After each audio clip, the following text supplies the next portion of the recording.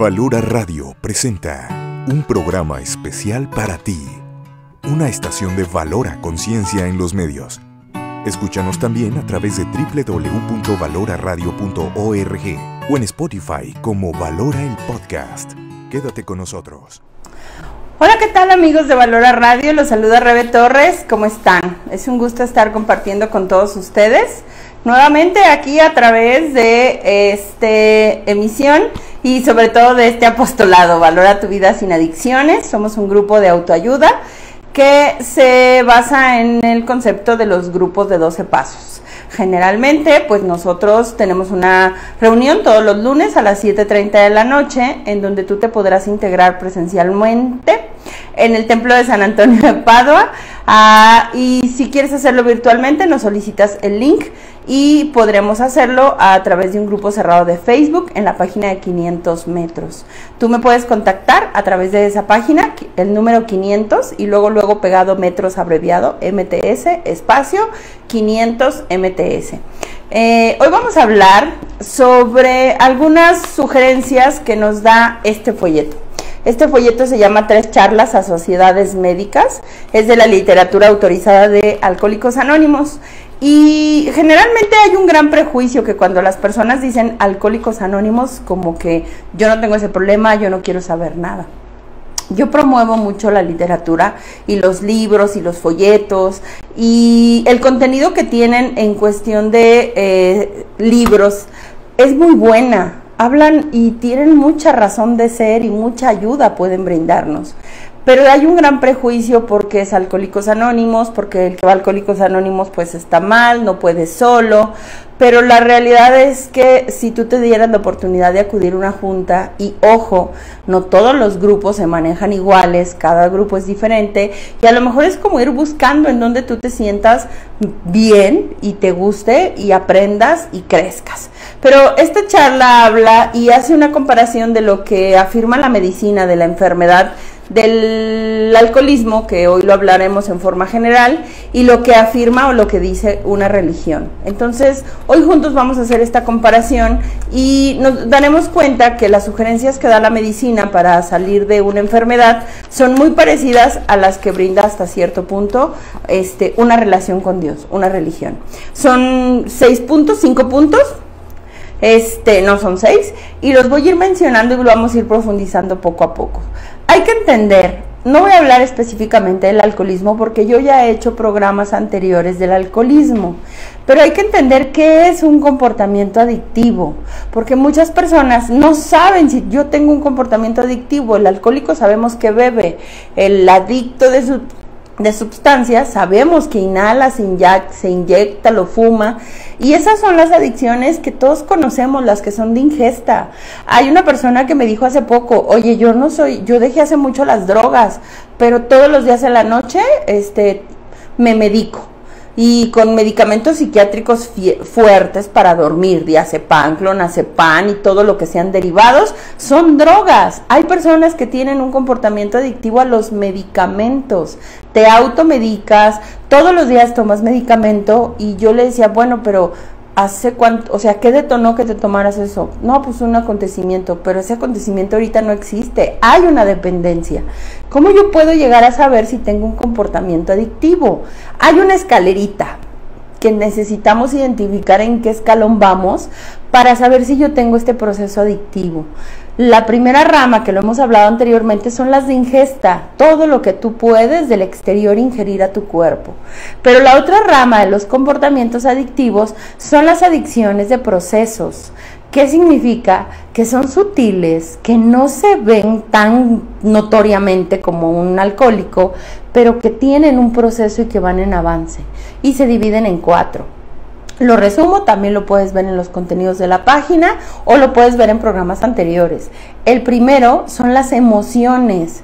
Yo puedo tener un comportamiento adictivo emocional, puedo ser, hay personas que se les denomina y por eso se crearon los grupos de neuróticos anónimos, porque son adictos a la ira, la depresión crónica, adictos a la tristeza, la ansiedad, los que tienen ataques de pánico, los que tienen trastornos obsesivos compulsivos, los que tienen ciertos tipos de comportamientos, son adictos al miedo. ¿Que está mal encauzado? Sí, pero es un proceso adictivo y ahorita lo voy a explicar por qué.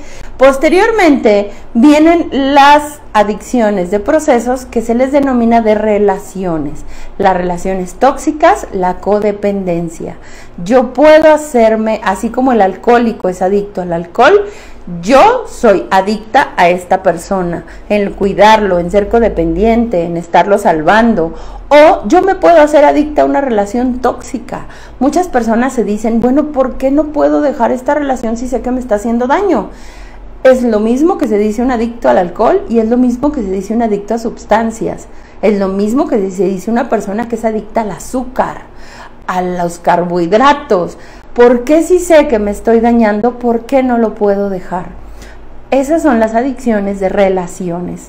Esas relaciones tóxicas que te hacen daño, que estás sufriendo, que sabes que estás en el hoyo y que no las puedes dejar. Es un comportamiento adictivo.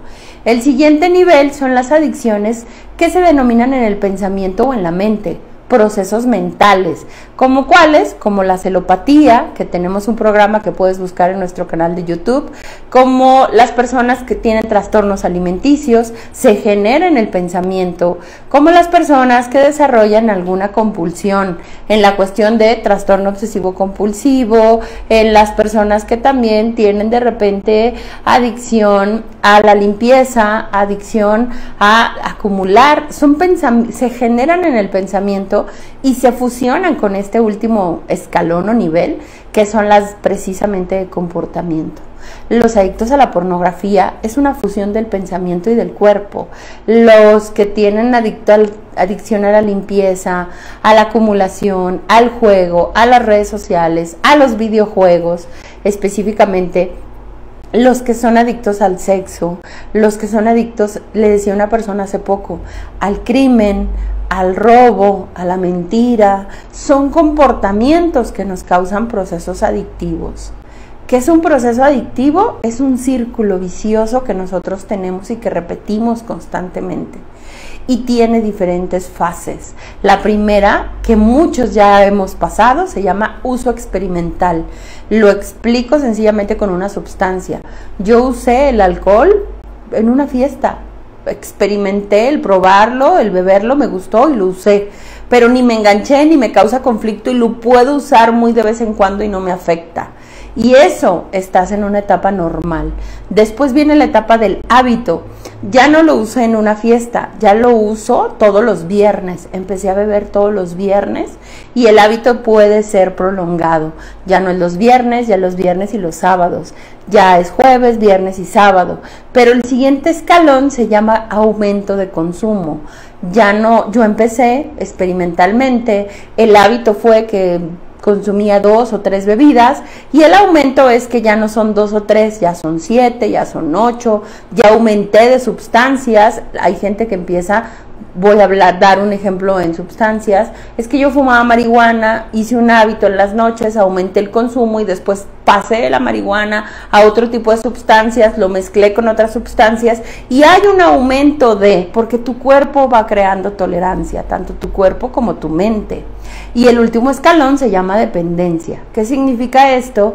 Que entonces, aparte de que ya tengo un hábito en mi vida, aparte que ya tengo tolerancia, ya dependo de ese círculo para funcionar en la vida. Si no lo hago, no me siento bien. Necesito hacer ese comportamiento o esa acción para sentirme bien. Es parte de mi vida. Y todo esto se puede fusionar también, o este proceso adictivo pasa igual en las emociones, pasa igual en las relaciones, pasa igual en los procesos mentales y de comportamiento.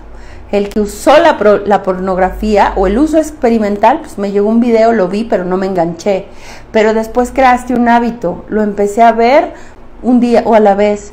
Después del hábito fue el aumento de consumo. Rebeca, ya no lo veo un día lo veo 3 veces al día, lo veo todos los días, lo veo cada 5 horas, lo veo cada tiempo, y después hay una dependencia, no lo puedo dejar. Y estoy hablando de algo tan simple como la pornografía. Las personas que limpian, no está mal ser aseados, pero resulta que llegas a una dependencia. Si no limpias, si no haces todos tus procesos, todos tus rituales para limpiar, no te sientes a gusto, no te sientes en paz. Dependes de esa acción para vivir. El que es adicto al juego, experimentalmente una vez fui a un casino, después en el hábito, pues empecé a ir todos los viernes.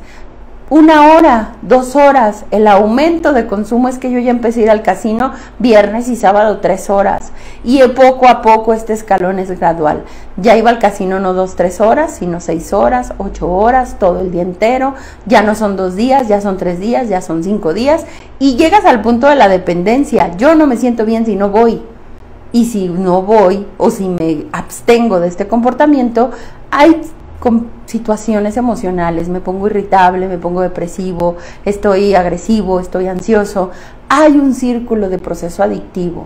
Muchas personas solo creen que el adicto es el que consume. Déjame decirte que no.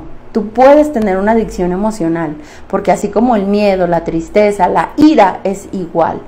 Usaste la ira para desahogarte, descargarte, después te habituaste a estar enojado, aumentaste tus niveles de enojo, ahora te enojas por cualquier cosa, aumentas tu dependencia o tu tolerancia al enojo, y por último, eres dependiente de esa emoción. Si no te enojas, no estás bien. O sea, hay personas que de repente tendrán que buscar la forma de estar enojados porque si no, no sienten que están bien. Todos pasamos por estos procesos, la depresión pasa por estos procesos, los que tienen trastornos alimenticios pasan uso experimental, hábito, aumento de consumo, dependencia, adicción. Todos hemos pasado por ahí. Y entonces, cuando tú te das cuenta que tienes un problema, generalmente las enfermedades también son así. Yo les digo a las personas, nadie se hace, en esta etapa entre el hábito y el aumento de consumo, nadie se hace adicto de la noche a la mañana, solo que vas creando tolerancia, te acostumbras a vivir así y vas creando esa tolerancia, ese rendimiento. Yo a veces le digo a la gente, esa capacidad de sufrimiento que tenemos para llegar a la dependencia. No es sutil, es gradual, pero aunque sabes que estás mal, no lo puedes parar. Los que tienen una relación tóxica, los que tienen una relación nociva, ya pasaron estas etapas. Uso, hábito, aumento de consumo, dependencia. Yo me habitué a estar mal con esta persona. Los maltratos aumentaron y ya parece que no puedo dejarla porque no sé cómo alejarme de esta situación. Porque cuando tú tratas de alejarte de ese comportamiento adictivo, vas a sufrir algo que se llama... En los alcohólicos se le llama síndrome de la borrachera seca. En los procesos adictivos es el proceso de abstinencia. Y la abstinencia muchos no la quieren pasar, por eso reinciden. Dejar lo que me causa dependencia no es tan fácil.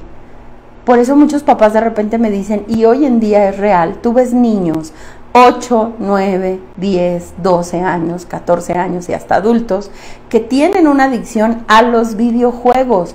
Usaban el videojuego 30 minutos, se habituaron a los 30 minutos, ya no solo eran 30 minutos diarios, ya eran 30 minutos, 40 minutos, 2 horas, 3 horas, 5 horas, hasta llegar al punto de la dependencia. Y si el niño no juega está ansioso, y si el niño no juega está agresivo, y si tú llegas y le apagas el videojuego, explotan. Como cuando a alguien le encuentras la marihuana y se la tiras, explotan porque ya hay una dependencia, ya hay una parte de mi mente que no sabe funcionar sin ese comportamiento. Muchos dirán, es que yo no estoy hasta esos límites, Rebeca, yo no estoy tan mal. Pues a lo mejor no estás mal, pero si estás en la etapa de hábito, de aumento de consumo, tienes que estar alerta para entonces bajar a unos nuevos hábitos. La persona que de repente me dice, quiero dejar de beber, y que piensan, que el proceso de dejar de beber es, se te va a quitar la ansiedad, se te va a olvidar el beber en tu mente, vas a empezar a ver la vida diferente. ¿Quién te dijo? ¿Sabes lo que es crear un nuevo hábito? ¿Sabes lo que cuesta arraigar un nuevo hábito y erradicar un hábito nocivo? El que tiene una relación tóxica la puede dejar, pero ¿sabes lo que te va a costar volver a entablar una relación sana? Porque puede que te encuentres una persona igual o peor de tóxico que tú, y estamos muchos en esos círculos viciosos. Hay personas que llegan a terapia y me dicen, Rebe, es que ¿por qué me topo con el mismo tipo de persona? Porque no has aprendido tu lección, porque no has entendido el problema que tienes tú. Yo tenía una persona que él tenía celopatía, celoso en exceso. Era su tercer relación. Y él llegó conmigo para abordar esta cuestión de la dependencia, ya de la adicción a los celos. Y entonces en una plática él me decía, la voy a matar. Mira, Rebeca, que la voy a matar porque me está engañando y yo sé que me está engañando y yo soy. Él tenía una enfermedad de celopatía, celos excesivos. Cuando llega conmigo empiezo yo a explicarle, mira, es que tú tienes que entender que el problema eres tú. No, Rebe, es que mira, ella está yendo con un ginecólogo hombre, la voy a matar y la voy a matar a ella y lo voy a matar a él también porque me está engañando. Pero el celoso sufre por todo este proceso que ya creó en su mente. Usó los celos, se habituó a pensar en los celos, aumentó el nivel de fantasías, conspiraciones, pensamientos y su vida depende de pensar así. Su cerebro no sabe pensar de otra forma. Cuando yo estaba hablando con esta persona, después de tanta estar el ansioso y decirme que la quería matar, y entonces yo le decía, a ver, escúchame, cálmate, pon tu mente en blanco, escúchame. Le dije, si lo quieres hacer, lo vas a hacer, solo déjame explicarte algo. El problema no es ella, el problema eres tú. Es tu tercer relación que tienes conflictos por celos, y en tu mente las que están mal son ellas. Ellas son las que te engañan, ellas son las que se burlan de ti, ellas son las que te juegan chueco. Entiende que el problema no es el otro, el problema eres tú, el celoso eres tú, el que tiene la mente trastornada eres tú, el que está mal eres tú. Si tú estás en relaciones o en situaciones repetitivas y tú piensas que lo que está mal está en el exterior, déjame te digo que no, el problema eres tú. Cuestiónatelo. Si la vida me está poniendo, yo le digo mucho a unas chicas que vienen conmigo, que tienen relaciones de noviazgo tóxicas, cuestiónate que tienes que aprender de esto. Te topas con una persona y es tóxica, la dejas, vuelve otro y es tóxico. Yo tengo que tomar terapia para entender qué tipo de patrones estoy haciendo en mi vida. O por qué, luego me dicen, ¿por qué atraigo este tipo de hombres? No, no los atraes, los buscas. Necesitas cambiar tu mentalidad y necesitas tener un proceso terapéutico para que tu vida cambie, para que bajes estos niveles de dependencia y de emociones tóxicas que empezamos a desarrollar. Las personas que tienen depresión, las personas que tienen ansiedad, Rebeca, es que ¿por qué no puedo controlar mis pensamientos? Porque te habituaste a ellos, aumentaste el tiempo que le dedicas a tus pensamientos y tu vida depende de pensar así. Tengo que crear nuevos hábitos. Eso es lo más complicado. Yo he tenido personas aquí que han salido de un reclusorio, que están metidos en ambientes de narcotráfico. Quiero salirme de ahí, Rebeca, pero no puedo. Tengo un comportamiento adictivo. Porque entonces de a tanta adrenalina que me brindaba este tipo de vida, tanta dependencia, bajar el nivel de consumo y crear nuevos hábitos en mi vida es dificilísimo. Créeme, es más fácil que una persona que consume alcohol y drogas salga más pronto que alguien que tiene un comportamiento nocivo arraigado. La infidelidad, los adictos al sexo, los adictos a la pornografía. Cambiar ese tipo de hábitos. Tuve un señor que estamos en terapia porque él llegó conmigo y me dijo, Rebe, tengo dos problemas, el alcohol y las mujeres, soy muy infiel. Desde que estoy casado no he tenido periodos de que no he sido infiel. O sea, y trato de dejarlo y no puedo, porque tienes que entender que tal vez sí es una patología, es una adicción. Tal vez habrá personas que tienen otros trastornos y los tienes que tratar con sexología, pero tienes que entender que es un círculo vicioso de un proceso adictivo. Si tu pareja te es infiel, entiende que no tiene que ver contigo. El que tiene la mente trastornada, igual que el celotípico que te estoy comentando, es el otro. Y entonces este señor me decía, es que no puedo dejar de ser infiel, de verdad es una dependencia, de verdad es un patrón de conducta que me quiero quitar y no puedo, es un proceso adictivo. Y cuando yo empecé a tener el acompañamiento con él, le dije, creo que va a ser más fácil que dejes de beber. Y de verdad, no porque no puedas dejar de ser infiel, es un patrón de conducta que te es placentero y es un hábito de vida que está arraigado en ti. Quitarte ese tipo de malos hábitos es contra lo que tú tienes que empezar a tomar un acompañamiento, y la palabra es un poco fuerte, pero luchar contra eso. Porque el problema no es el entorno, el problema no es la pareja, el problema está aquí. El problema está en los hábitos y conductas que nosotros desarrollamos. Yo lo decía en el programa de la semana pasada. Tú quieres cambiar, tienes que entender qué acciones estás haciendo diario que te están llevando al tipo de vida que tienes.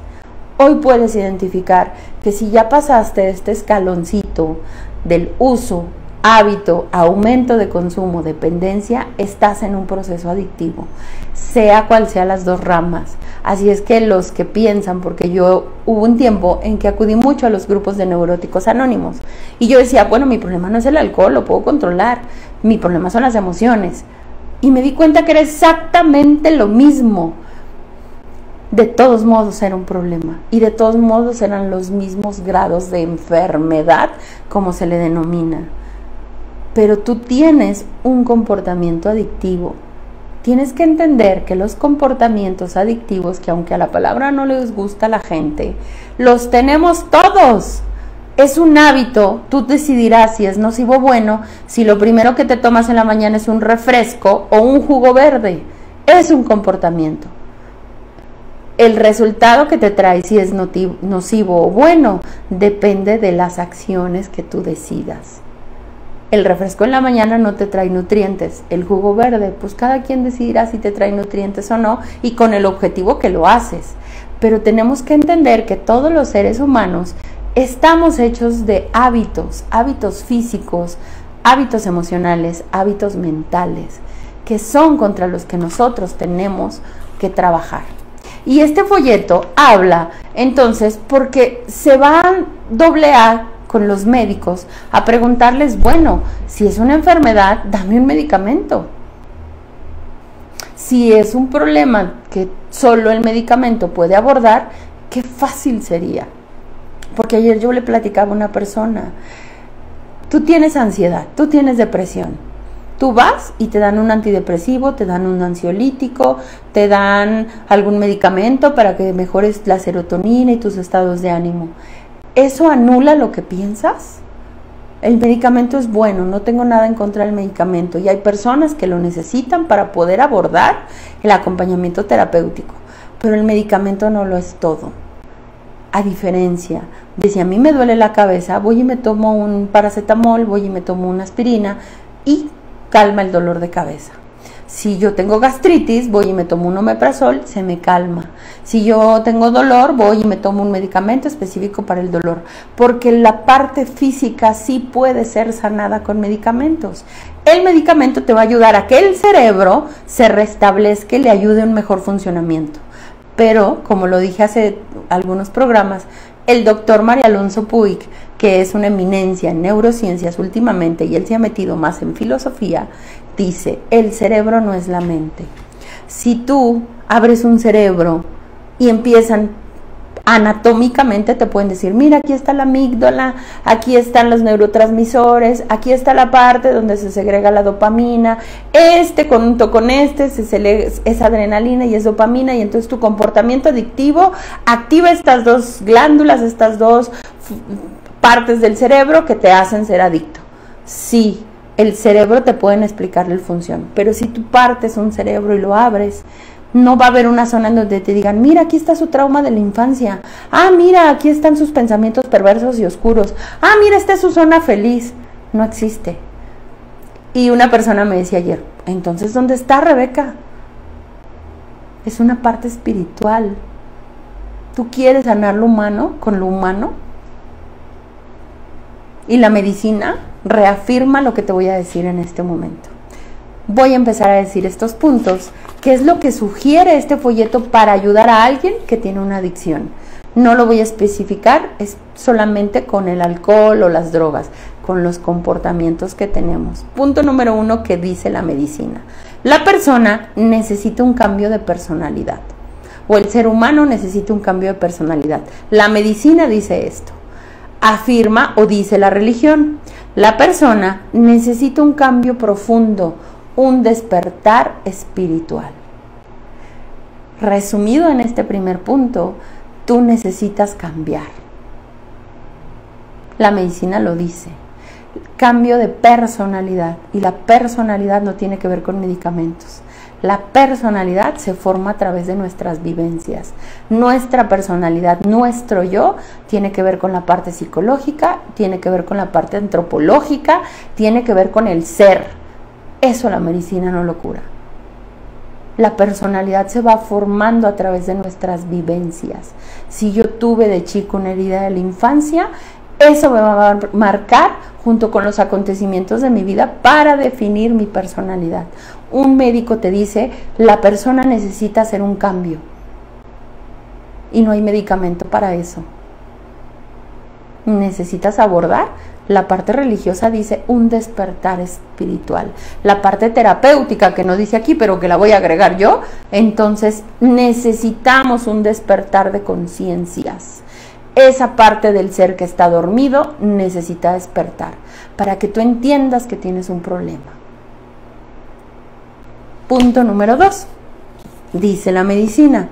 El paciente debe ser analizado y debe llevar a cabo una completa y honesta catarsis mental. Afirma la religión. La persona debe hacer un examen de conciencia y confesarse, o un inventario para tener una franca discusión, un inventario moral. Meten aquí un poco lo que es AA. Entonces, el punto número 2 dice, ok, la medicina dice que el paciente debe llevar a cabo una completa y honesta catarsis mental. Hay una gran estadística que muchos de los padecimientos físicos tienen que ver con problemas emocionales o mentales. La religión dice que tú necesitas confesarte. AA dice que necesitas hacer confesión de tus faltas. Tú no vas a sanar hasta que saques de tu mente tu locura. Tú necesitas entender que la medicina te puede dar un medicamento para el dolor físico, pero no emocional. Si tú acudes con un psiquiatra, te van a dar un antidepresivo. Y hay personas que llegan a terapia y te dicen, Rebe, es que me lo tomé pero no me sentía bien, andaba soñoliento, no me cayó el medicamento. Y no tiene que ver con que esperes que el medicamento te sane. Hay un proceso en que tu cuerpo se tiene que adaptar al medicamento. Pero si no trabajas tu mente, si no dice aquí tener una catarsis mental. La catarsis es el proceso de expulsión de emociones. Búscalo en el diccionario. Y entonces el médico, muchas veces los médicos terminan escuchando los problemas de la gente. Y aunque te puedo dar un medicamento para la gastritis, para la colitis, para el la persona necesita platicar. Por eso a veces los médicos derivan con un psiquiatra, los médicos derivan con un terapeuta, porque es que físicamente te puede ayudar, pero emocionalmente estás atorado. Hay muchas personas que llegan conmigo y me dicen, Rebe, o sea, mira, me he hecho tantos exámenes y físicamente no tengo nada, pero yo me siento mal. Y entonces la medicina te está diciendo que el paciente debe ser analizado, pero que debe tener una catarsis mental, porque muchos de nuestros padecimientos físicos tienen que ver con tu mente, con tus emociones. La medicina no te va a ayudar con eso. La religión lo que te dice es que tienes que ir a expulsar, a confesar, a hablar. La terapia es eso. Yo me voy a sentar a hablar de lo que hay en mi mente, de mi locura. Como esta persona, Rebe, la voy a matar. No te vas a ir a platicar eso con cualquier persona. Y inclusive si me voy y se lo platico a un compadre, un amigo que está igual de loco que yo, ¿qué crees que le va a decir? Vamos, yo te ayudo. Pues no, necesitas ir con un profesional, alguien que te haga entender que el problema es mental. La adicción se genera en la mente, la dependencia la maquilo yo. Punto número 3. Dice la medicina: graves defectos de la personalidad deben ser eliminados a través de un exacto conocimiento de sí mismo y de un reajuste sincero de la realidad. Dice la religión: los defectos de carácter o pecados pueden ser eliminados adquiriendo honestidad, humildad, tolerancia, generosidad y amor, eliminando el egoísmo, buscando virtudes en el ser humano. La medicina te dice que los defectos de nuestra personalidad tienen que ser analizados. La religión dice: yo tengo que buscar, que es específicamente el trabajo que yo hago con muchas personas. Hagamos tu ejercicio de línea de vida y veamos en qué momento se te torció la mente, qué acontecimientos te pasaron, que entonces tu mente cambió. Tu forma de ver la vida cambió, adquiriste comportamientos nocivos. ¿Qué tan arraigado tienes ese pensamiento aquí? Voy a dar el ejemplo de la persona celotípica. Pues resulta que él desde chico, sus papás, él supo de una infidelidad de su mamá. Y él trae desde chico una situación de herida de la infancia, que las mujeres son traicioneras.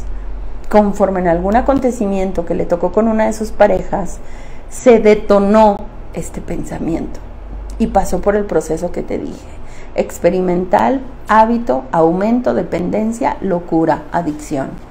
Y aquí lo que dice es que yo necesito analizar mis defectos, analizar mi conducta para contrarrestarlo con aquí dice que con una virtud. En terapia lo manejas, vamos a crear nuevos hábitos. La terapia cognitiva conductual es lo que trata de hacer. Tengo que cambiar mis pensamientos, pero tengo que cambiar mis acciones, mi conducta. Tengo que volver a crear nuevos hábitos. Pero necesito tener anteriormente un análisis de mi personalidad. ¿Por qué me hice así? Nadie se hace así de la noche a la mañana. Nadie tiene comportamientos nocivos de la noche a la mañana. Para que yo sea una persona depresiva, algo me pasó. Necesito analizarlo para saber qué tan arraigado está la tristeza en mí, para saber cuánto tiempo le dedico a estar triste. El que es adicto a la pornografía, el que es infiel, no nació así. Aquí te está diciendo que graves defectos se crean a través de la falta de conocimiento de uno mismo, y te está invitando a que tú te des cuenta que lo originó. Y para eso sí necesitas terapia, sí necesitas tener este proceso de autoconocimiento. Cuarto punto dice: el enfermo neurótico o de sus emociones se retira de la vida. Es el retrato de la angustia y la anormalidad. Vive una especie de autopreocupación y se aleja del rebaño humano. La afirma la religión: el problema básico del enfermo es la preocupación por sí mismo. Lleno de terror y egocentrismo, ha olvidado el concepto de la hermandad entre los hombres. Prácticamente este punto lo que nos está diciendo es que nosotros, al tener un comportamiento nocivo, adictivo, nos volvemos egocéntricos. Yo nada más pienso en mí. Yo nada más me estoy ocupando de satisfacer lo que a mí me creó esto. Dice que tú te alejas del rebaño humano. El adicto se junta, se reúne, convive con puros adictos. Porque cambiar esos hábitos, el que es infiel busca personas que le alienten a hacerlo, que le alaben lo que hace. El que se mete en el narcotráfico, hay un tipo de conducta donde tú te aíslas. El que tiene depresión se aísla del rebaño humano. El que tiene ansiedad se aísla de los demás, vive en su mente. El que tiene un trastorno alimenticio se aísla de convivir con los que comen normal porque no pueden. Este punto te dice entonces, la persona tiende a desarrollar comportamientos nocivos que alimentan la enfermedad. El que tiene diabetes se esconde para comer azúcar y sabe que le hace daño. Nosotros nos aislamos de los demás porque en los puntos anteriores dice que no tenemos un análisis de conciencia, y en este punto ya hay culpa, ya hay pasado, ya hay traumas, ya hay resentimiento. Siguiente punto: me quedan 2 y por el tiempo los voy a ser un poco más breves. Dice el punto en la cuestión de la medicina. El enfermo debe encontrar un nuevo interés dominante en su vida, debe volver al rebaño humano, debe encontrar una ocupación interesante, pertenecer a clubes, pertenecer a actividades sociales, encontrar un pasamiento o un hobby que llene su vida en lugar del comportamiento nocivo, afirma la religión. La persona debe aprender el poder curativo de un nuevo afecto, el de servir a los hombres y a Dios. Debe perder su vida para encontrarla. Debe unirse a la iglesia y buscar el olvido del yo. Al servir a los demás es cuando tú encuentras el porqué de la fe sin obras es fe muerta. Este punto lo que te está diciendo es, cuando tú ya estás concentrado en un comportamiento nocivo, la medicina te dice que busques hacer otras cosas, que dejes de estar pensando en el problema y que tengas nuevas actividades, nuevos hobbies, nuevas amistades, que en el punto es un reajuste de hábitos. ¿Qué significa esto? Tú vas con un médico, ¿sabe qué? Usted tiene gastritis, entonces resulta que debe crear nuevos hábitos. Ya no puede comer ya no puede comer chile, ya no puedes comer cosas irritantes, tienes que comer a ciertas horas, tienes que empezar a cuidarte y para eso crea nuevos hábitos y conductas. La religión te dice, salte de ti y busca a otros, ayuda a otros. Deja de estar solo pensando en tu problema y olvídate del egocéntrico, olvídate del yo y busca ayuda.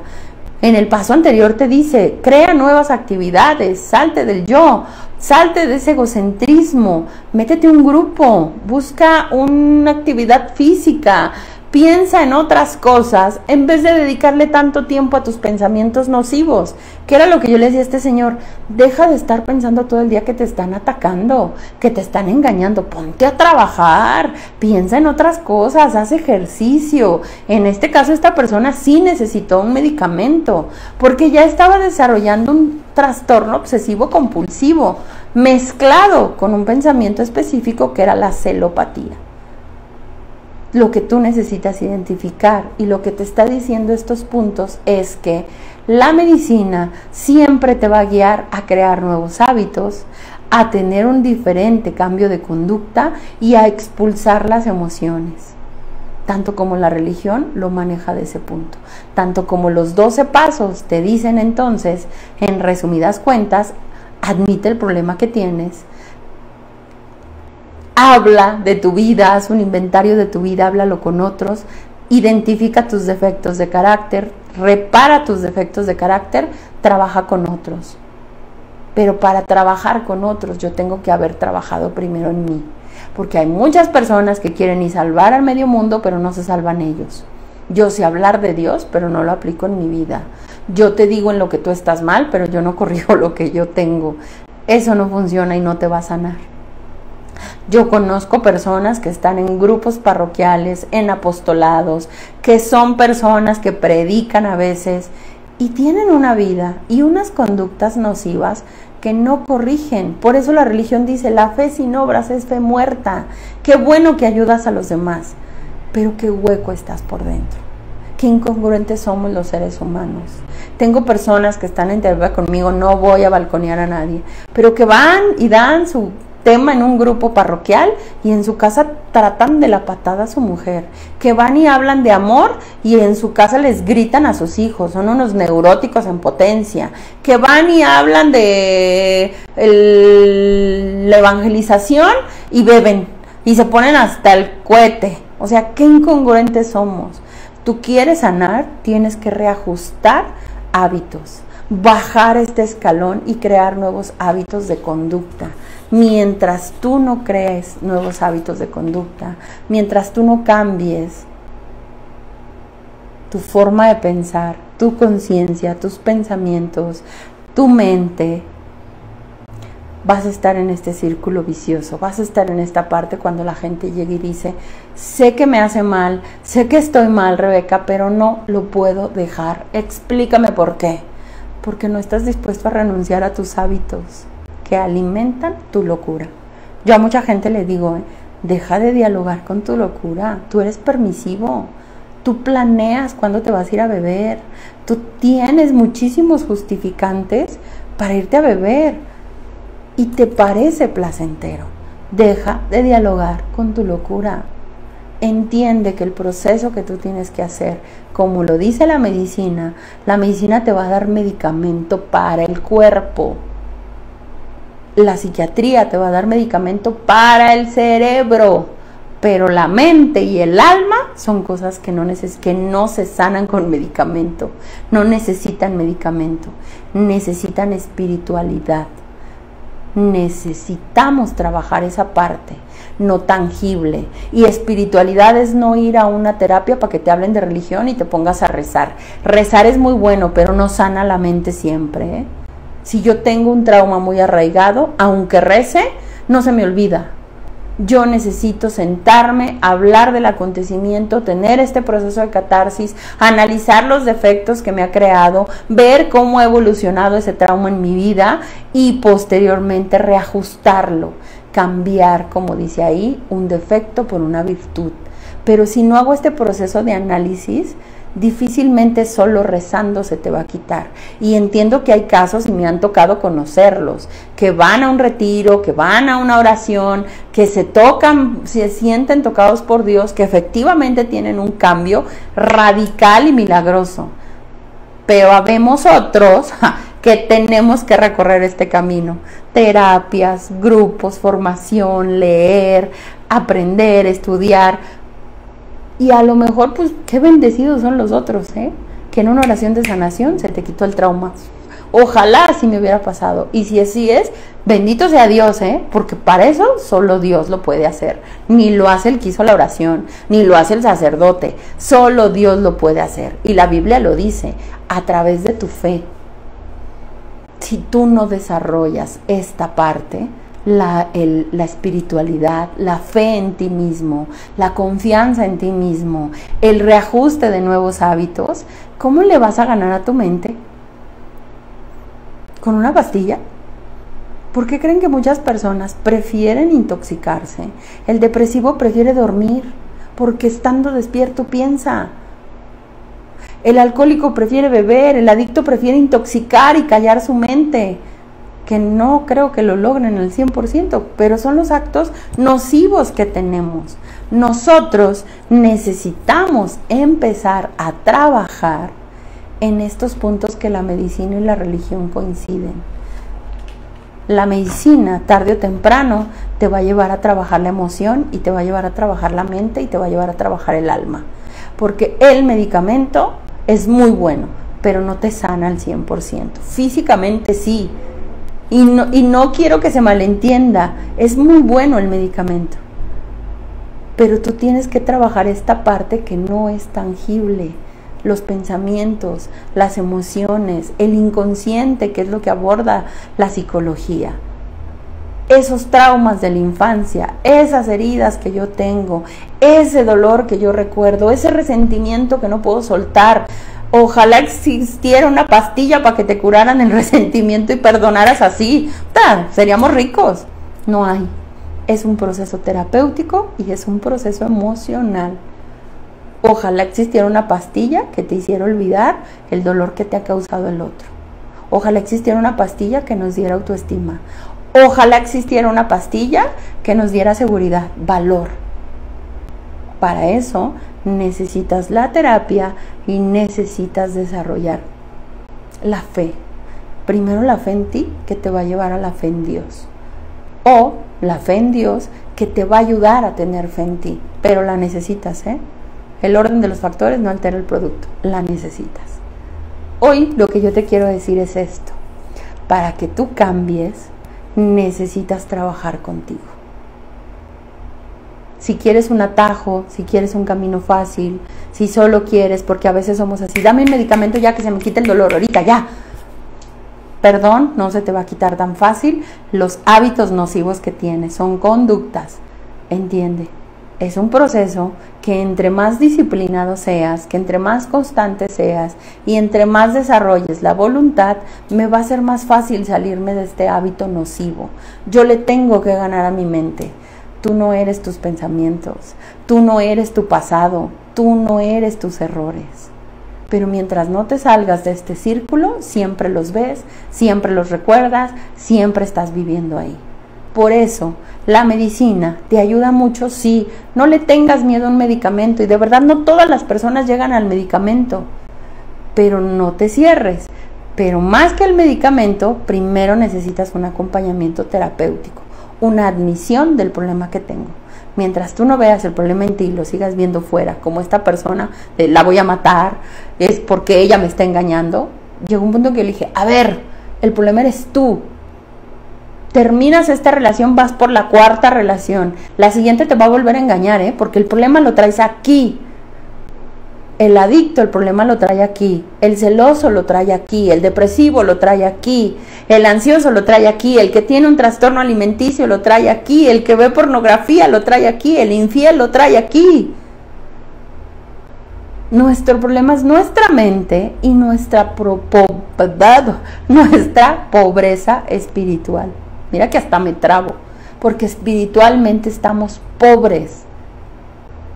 Y tú quieres ganarle un problema con tu parte humana, se te va a hacer muy difícil. Necesitas la parte espiritual. Ojo, si tú confundes espiritualidad con religión, tienes un problema, porque entonces cuando la gente se cierra, yo no quiero ponerme a rezar, yo no quiero ir a misa.